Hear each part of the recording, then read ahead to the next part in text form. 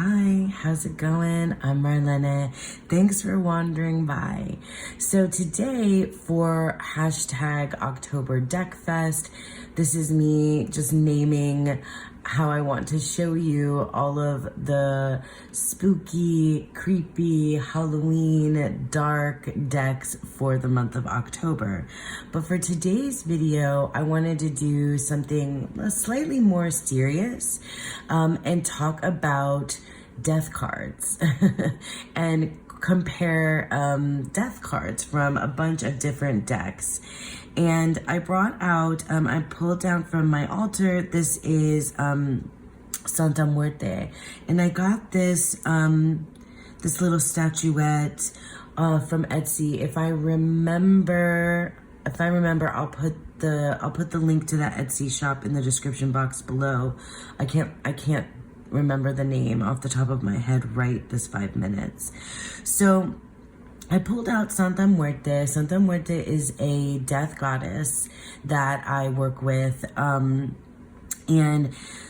Santa Muerte is from Mexican, like origin really. So like Mexican folklore, and but also there's a merging of, you know, Catholic iconography and, you know, Catholicism and things like that, kind of a merger of those things. And Santa Muerte, while like I think, you know, kind of began in Mexico, the idea has spread across the globe, or the worship of the deity, or the, you know, anyway, I want to tell you, you know, just real quickly that I think working with deity is a very personal thing, and I don't believe that there's any like right or wrong way or prescriptive way to work with Santa Muerte especially. And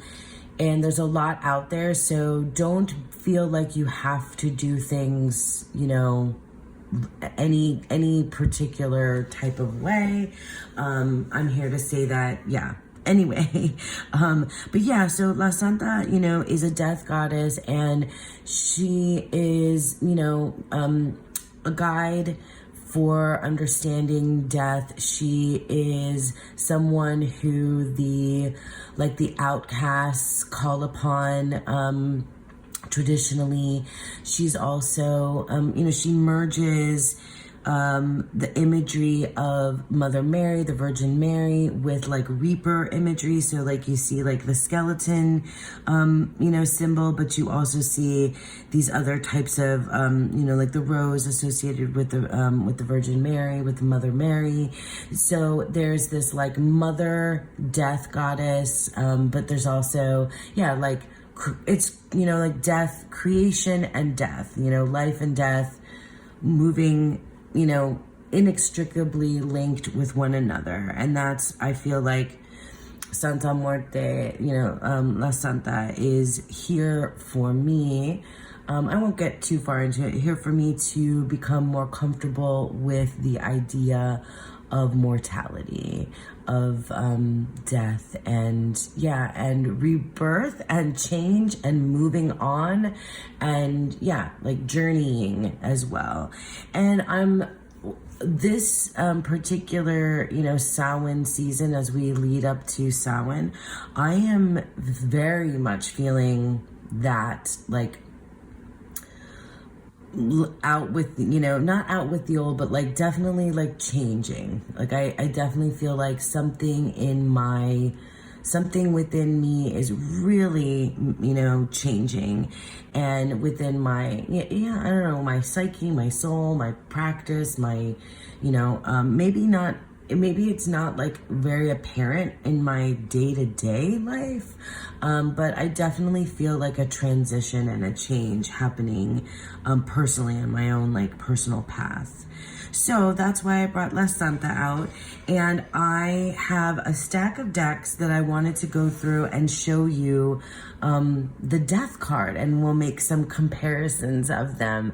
Yeah, so let's go ahead and start doing that. So I recently did a video for October Deck Fest that covered my black, white, and red decks. And these have like the black and red, but they also have kind of like gold and orangish tones or more creamy colors instead of a stark white. So I thought, I thought I would put these together to show you the death cards. So the Klimt Tarot, this is not like a spooky season deck necessarily, but it is one of my favorite decks ever. I adore it. I love the gold blingy. I do love Klimt's artwork, which I didn't always. This is kind of newer in my like art appreciation life. But yeah, Klimt, this tarot is fantastic. It's all curated artwork by Gustav Klimt. And the death card, so we'll just start leaving these out here, I guess. So this is the death card, and it is a portion of the painting by Gustav Klimt. I think it's called Life and Death. Hang on, I'm gonna find out the title of this. Okay, so I found out it is called Death and Life, and it took Klimt 7 years to paint this. This is just a portion of it, so if I remember, I'll also put up like what the whole painting looks like. But it is, yeah, I love this depiction. You'll often see Santa Muerte, and you'll see it because I have the Santa Muerte tarot as well. Death is also like near the cradle, or death, like creation, and death, life and death, so intertwined. And those are some central themes from what I know and have read a little bit about Gustav Klimt. So, and I'm feeling that too because I'm reading a lot of like Edgar Allan Poe and Emily Dickinson and like Gothic literature at this time of year. So, ghost stories and that kind of thing. It's like pulling in that idea, of like a way to manage and deal with, death and your own mortality. So I think it's, pretty cool. So I also pulled out the Deviant Moon Tarot, which is, a staple for so many folks, not just this time of year, but like in general. And I have the old borderless edition. This is one of my favorite decks, but a deck that I have not worked with in a while. So I'm happy to pull it out right now at this time of year. A lot of folks talk about this deck just naturally kind of showing the reverse or shadow meaning of the cards. I think it's quirky. This is a really good Four of Swords. I've always thought so. I love that. It can be quirky, also kind of, like funny, but I think it does bring out, that shadowy side of things. This like, these creatures, people living in this, deviant, these little deviants in their world with the moon, and how they interact with the moon, which the moon is, of course, associated with illusion and mystery and deception and things like that. So it totally makes sense that they have the deviants are living in their little, moon-based world. But the death card from the Deviant Moon is this. And I don't have the big Patrick Valenza like coffee table book of deck, so I've never read. I don't even know that I've read from the Little White Book about this, because I never needed to. Because for me, this, and I know I've talked about this death card before, but it reminds me of a scene in Sula by Toni Morrison. If you've read Sula, I don't want to get too much into talking about Sula, but there is a scene where one of the characters discusses her son, who, like, just this, like, really, like, haunting, sort of sad, but like beautiful description of how her son always wanted to return to the womb. And it's this overarching, kind of theme. There's a lot to do with like motherhood and sisterhood in Sula. I mean, so much more. But anyway, there's some like very primal sort of themes going on in Sula as well. Anyway, I'm not gonna go on too much about Sula, but like, let me know if you've read Sula, because I've reread Sula many times. But there's a scene where one of the characters talks about her son wanting to return to the womb. And I don't, this is not necessarily depicting that, but that's what it feels like. And so that's, for me, another one of those things that's like part of the cycle of life and death, creation and, demise, right? So, but it's like a cycle and a return. And I think, that's a lot of what the death card is about. It's about like this transition and change. And some people are very resistant to the change, are very resistant to this type of change. I don't know if I'm going to compare these or I'm just going to talk about them. So we'll see. Let me grab another deck. I might as well bring it out already, Santa Muerte Tarot. I've gone back and forth about this particular deck as to whether or not I was going to keep it. And I guess, as you can see, I've kept it. But I've been unsure about it for a while because I don't know. I'm Cuban, not Mexican, so sometimes I feel like maybe it's not necessarily the, the right deck for me, but at the same time, I really love it. I mean, I love all of the imagery in it. It's very different, okay? So it's, and you don't get that much from the guidebook, but I mean, the artwork is gorgeous, stunning. And if you want to work with, death imagery, if you want to work with skeletons and bones, this is definitely, the deck for that. And it definitely does give you your, Rider-Waite-Smith leaning, but it's gorgeous. That's the Hermit. But let's look at the Death card. And then I do want to read to you from the Little White Book, or the Little Book, because we have, Santa Muerte. And like I said, so Santa Muerte is often depicted very much, in the style of a reaper, but also with, Mother Mary or the Virgin Mary. And in this, depiction, she's next to the cradle and pregnant, and it's, life and death. I mean, you cannot have one without the other. Like, you can't, so, I mean, I know that sounds like so, like, that's just like, yeah, of course, but really thinking about that is quite interesting. Really sitting and thinking about that. So in the Santa Muerte Tarot guidebook, let me just read to you real quick what it says about Santa Muerte.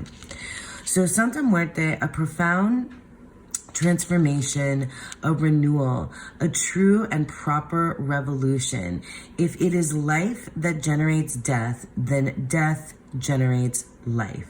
We are connected to all that surrounds us, to the people who have come before us, and to those who will come from the cradle to the tomb. Oh yeah, from the womb to the tomb. From the cradle to the tomb, from the coffin to the womb, in a continual exchange and a continual regeneration, not of opposites, but of complementary elements. Santa Muerte brings with it new projects, changes, cuts, and the necessary abandonment of what we keep stationary and entangled, like the past or suffocating ties. These changes, however, are not always pain-free, definitely not, but can bring with them trauma, anger, violence, and loss, including an immobility when we refuse to take on these transmutations. Oh, I love that. My gosh, that's really good for such a small, like, entry here. And then in the Santa Muerte Tarot, it gives you the advice of the dead. So it says, accept the changes that are offered in front of you without fear of cutting ties and cutting yourself off from your old positions, old ideas, or preconceptions. A mutation is imposing itself. Yeah, like transmutation. Yeah, because, it all recycles within itself. So the old becomes something new. It transmutes into something else. I'm just really, really feeling that right now. And I do think that like something that keeps me from going with those changes is like a fear of losing something of my old self. I do think that is something that I'm like kind of grappling with these days. So yeah, La Santa Muerte Tarot, this death card is awesome. This, you see, I love depictions. I think also it makes so much sense to have pregnant death cards too, because it's just, perfect. So yeah, let me grab another deck. So here we have Le Tarot Noir. This is a Marseille style deck. It's giant. You can see, you'll see it compared to the other cards. It is, a Marseille style deck. Do I have pips up front or no? I think I just have did I separate out the pips in the back? Okay. No, I guess not. I don't know what I was doing. I haven't used this deck in a little bit, but I definitely want to. It's got, this creamy and black and gold. This is such a good deck. And I have really embraced reading Marseille and Pip, a la style of Mariana from Happening by Chance. I've talked about her all the time when I talk about reading Pips, because it like truly changed my, truly changed the way that I read them. And this deck is amazing. So good. But let's talk about the death card. Let me show you. So here's the death card. Isn't this amazing? Oh my gosh, so good.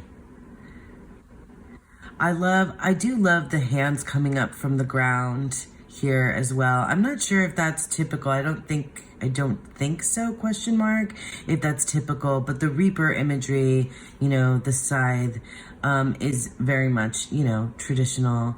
And also, I really also love that in the Marseille tradition, they don't put the name of the card on it. So yeah, it's just card number 13. Card number 13. This is the Tarot of the Abyss by Anna Torian. Another one of these decks. This one is probably more used in my collection than some of these others. It's one of my favorites, and it wasn't always one of my favorites, but it actually is a deck I really love. And I've not gotten any of the other Anna Torian decks that are in color. I think this is just like it for me. I have the Oracle of Echoes, which is Anna Torian's Oracle, but it's in color. But I don't have any of her other tarots. This deck is just really good. There's such a narrative quality to it, and I do like the guidebook in here too. I haven't used this in a little while, but yeah, I love that Devil card too. But there's just something so, I don't know, it really feels like you're involved with this type of line work. I don't know, it just like kind of draws you in. That's one of the feelings that I get from the Tarot of the Abyss. But we have the Death card here.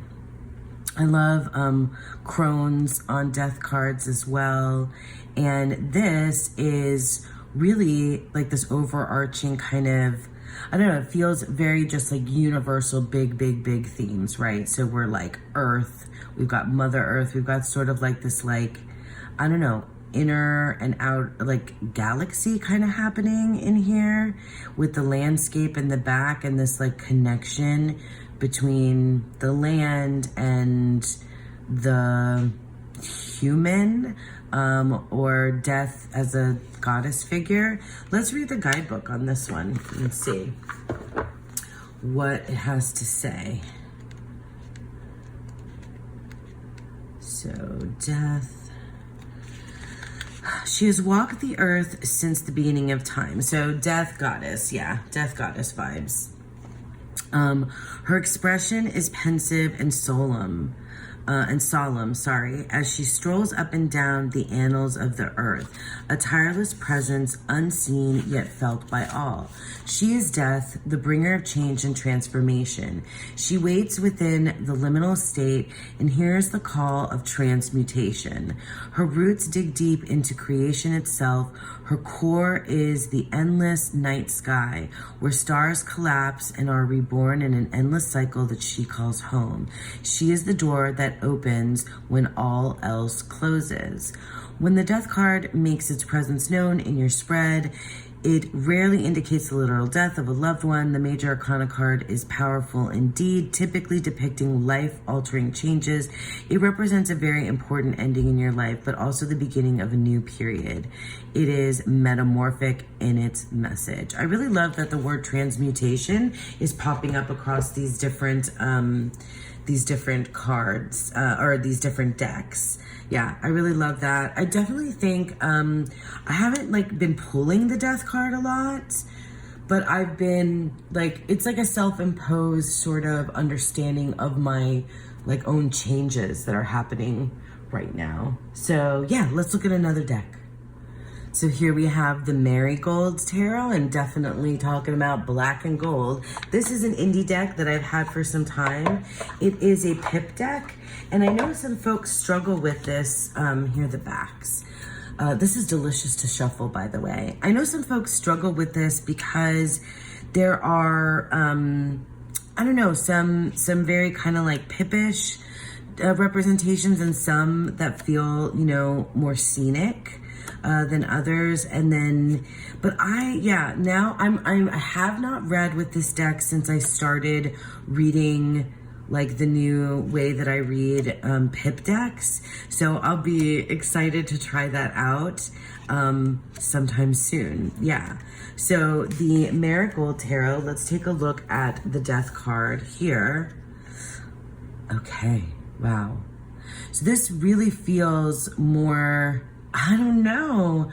I honestly don't know what to make of this death card right off the bat. So, because we have life and death. Is this a thief? Is this like, wow. This does not have a guidebook. Did I already say that? Or at least my copy didn't come with the guidebook. I think you might be able to buy the guidebook separately. But there's an element of like, I don't know, like something kind of criminal or sketchy or like painting. I don't know, it just feels kind of like a thief in the night, but, or like murder here. I don't know. What do you guys think? I've not really thought much about the death card in this particular deck, so I don't know what to think. That one I gotta like sit with a minute. Yeah, let's look at another deck. Okay, so here we have Tarot Nuages. So Tarot in the Clouds, and it is also a Marseille style. That's so interesting. I didn't really mean to pull out this many cards that were Marseille style. Interesting. It's slightly larger and like narrower than standard tarot size. This feels definitely like a Halloween time, you know, October deck for me, and I used it last year. I don't know. It's this town that has all these different like creatures. So you've got these like gremlins and like toadstools and you know, fairy type creatures, and there's like a whole kind of story that goes along in the guidebook. and it's really cool. But it is definitely supposed to be Marseille inspired. Oh yeah, and there's these little like penguin guys for the cups, chalices. It's a really cool deck. I love the colorways, you know, it's like this creamy, you know, creamy and like blacks and just like, look at these guys. I love them. Yeah. This is like, I mean, it's got creepy vibes, but they're also like so darn cute. Can't help it. But yeah, so the death card, and I might read from the guidebook. So the death card here, we've got like our, you know, traditional sort of scythe reaper imagery, but this death card is sitting on a throne, which I find rather interesting. So let's read from the guidebook from the Tarot Nuages real quick and see what it has to say. I really don't pop into the guidebook all that much when I'm doing readings. Okay. Okay. Death, Moriand, the Grim Reaper, is sitting on a throne guarding the passageway. The corridor is narrow but full of light. Behind the back of the Reaper, the clear blue sky with a couple of clouds is seen, showing there is nothing to be afraid of. It's a new world there, inviting those who are ready. Meaning, change, transmutation to a new state, ending of something old and beginning of new, or metamorphosis of old into new, loss of friendship or connection, new horizons. You guys, I have not done like a death card study before, and I'm curious how many guidebooks use the word transmutation, because I've not seen like the keyword transmutation pop up often for the death card before, but now suddenly that word is just like standing out so heavily to me. It just makes me think of Thoth. It's the Thoth card to me is like, you know, transmutation. So this is the Lacrimosa Tarot by Rose Bay. It's an indie deck, and it definitely has that black and red and creamy colors that feel so appropriate at this time. And I didn't get to showcase it with the others. I do think it fits more in this particular family than it did with the black, white, and red. This deck is so cool. I'm sure you've seen it because it's been all over the place on TarotTube recently since it released this year, I'm pretty sure. But it is zoomed in portions of particular paintings. The guidebook definitely gives you, the guidebook goes through and tells you which paintings the artwork is from. And so it's cool if you ever want to like take a look at the larger painting and see, you know, where the zoomed in, the choice that she made for zooming in. It's pretty neat. Love the religious, you know, paintings, very, you know, Catholic and Christian imagery here, which I really like to see in a tarot like this anyway, you know, kind of reinterpreted. That's what I mean. I like to see it reinterpreted. And so, yeah, super cool. Love, I mean, just the gothic moodiness of this deck is so for me. Yeah, this is just so for me. And this is a deck that I like to work with Mary Magdalene. Oh, by the way, I didn't say once that these are not necessarily decks that I work with in tandem with Santa Muerte. In fact, I don't really work with decks in my practice with Santa Muerte. So yeah, there's that. It's a different kind of a practice, not really one that I've used decks with yet so far. But yeah, let's look at the death card from Lacrimosa Tarot. Here it is. And let's read which, if I can read, because this is hard on my eyes. So we have Okay, so I had to go I had to go into another room and get my magnifying glass because oh Lord, I cannot read that. So death is Sir William Petty, Isaac Fuller, and now I can't remember what it said the year was. So I don't know this painting, but it really gives me anytime somebody is holding up a skull, you know, you think Hamlet. I mean, I think Hamlet from Shakespeare, can't help it. And it's, you know, the gravedigger and the whole thing.